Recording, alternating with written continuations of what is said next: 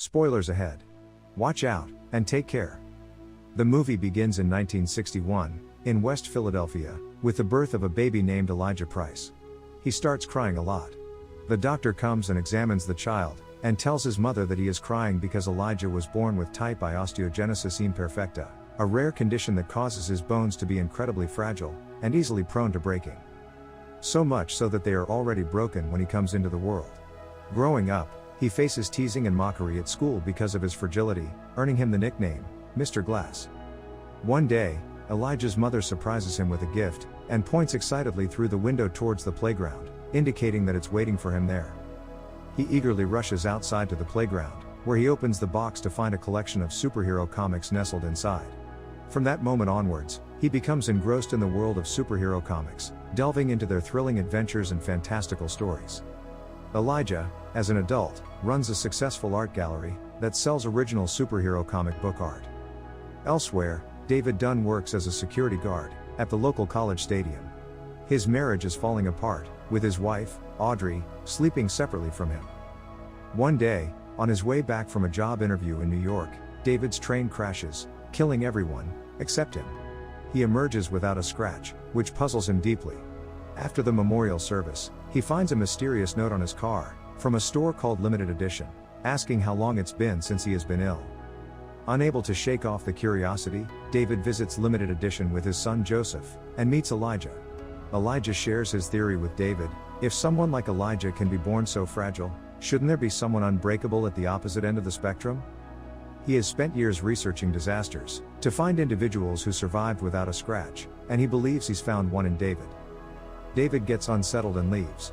However, events take an unexpected turn when Elijah shows up at the stadium where David works, claiming that someone is trying to sneak in. Intrigued, David listens as Elijah elaborates on his theories about ordinary people possessing hidden superpowers. During this conversation, David accidentally bumps into a man in line, prompting him to instruct security to start frisking people. To their surprise, the man he bumped into reacts strangely, and leaves the line.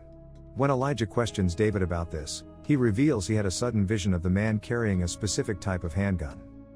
He returns to work, but Elijah continues to pursue the mysterious man. They eventually confront in a secluded area, where Elijah suffers a severe fall, fracturing his leg and other bones. Before losing consciousness, he catches a glimpse of the handgun, confirming David's earlier premonition. It becomes evident that David possesses an extraordinary ability to perceive danger or hidden truths. Back at home, David is exercising in the basement, lifting weights. His son is convinced by Elijah's words that he is a superhero with a special gift, but David remains skeptical. While David lifts weights, Joseph secretly adds more and more weight. Surprisingly, David manages to lift 350 pounds, far more than he ever thought possible, realizing he's had this strength all along without knowing it. Meanwhile, Elijah, needing rehabilitation for his injured leg, is cared for by Audrey, David's wife, and a nurse.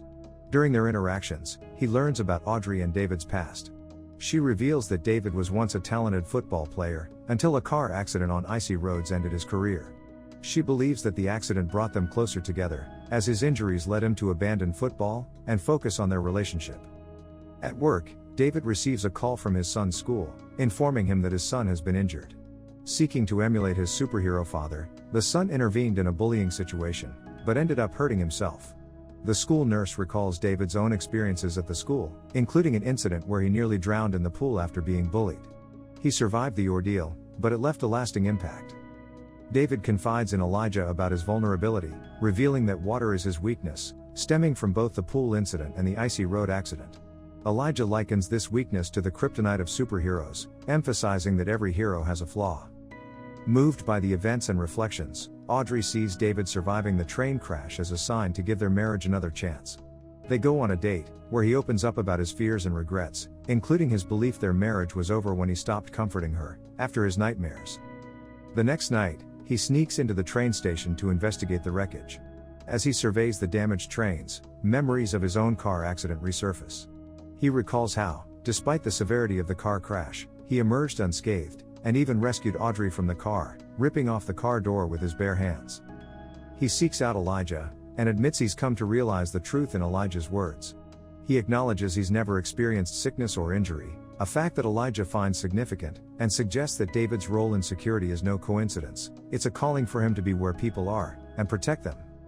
On a rainy day, David makes his way to Penn Station, amidst a crowd of bustling people. Each time someone bumps into him, he experiences a vision, revealing their sinister intentions with their touch contact. He witnesses a jewel thief, a rapist, and then alarmingly, a maintenance worker whose vision involves a horrifying act of murder. As David continues to wear the poncho, it begins to resemble a superhero's cape, symbolic of his growing sense of duty. He tails the maintenance worker after his shift ends, eventually tracking him to a picturesque house, in a well-to-do neighborhood. Sneaking around the back, he discovers the lifeless body of the homeowner inside.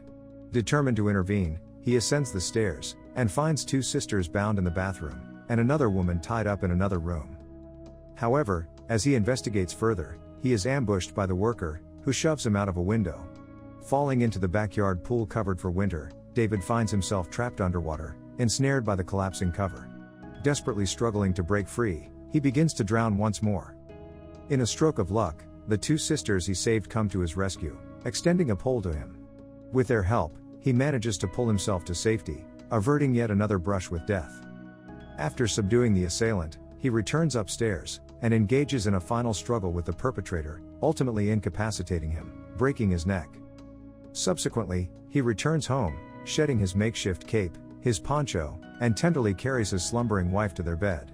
Awakened by his demeanor, she inquires about his well-being, to which he responds with a simple, "I had a bad dream."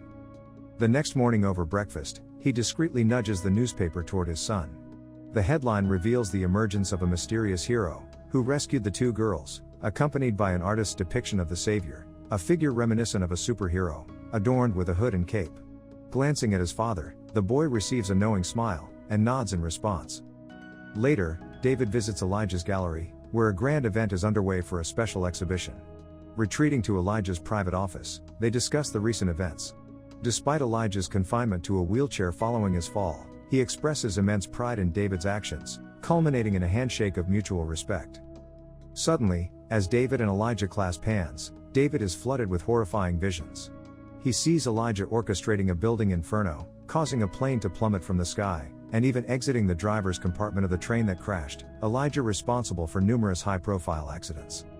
Surveying his office, David is confronted with a chilling sight, walls adorned with newspaper clippings documenting countless disasters worldwide. It becomes clear that Elijah is the sinister puppeteer behind these tragedies, orchestrating them for his own twisted purpose. Like the archetypal villains of comic book lore, Elijah has finally found his worthy adversary in David. Filled with horror and disbelief, David recoils, as Elijah, resembling Professor from X-Men in his wheelchair, proudly declares, "Now that we know who you are, I know who I am." He adopts his childhood nickname as his supervillain moniker, "They call me Mr. Glass." David alerts the authorities, leading to Elijah's confinement in a facility for the criminally insane. The end. Thank you for watching. Subscribe if you'd like to see more videos like this. Turn on the notifications, and leave a like to help the channel out.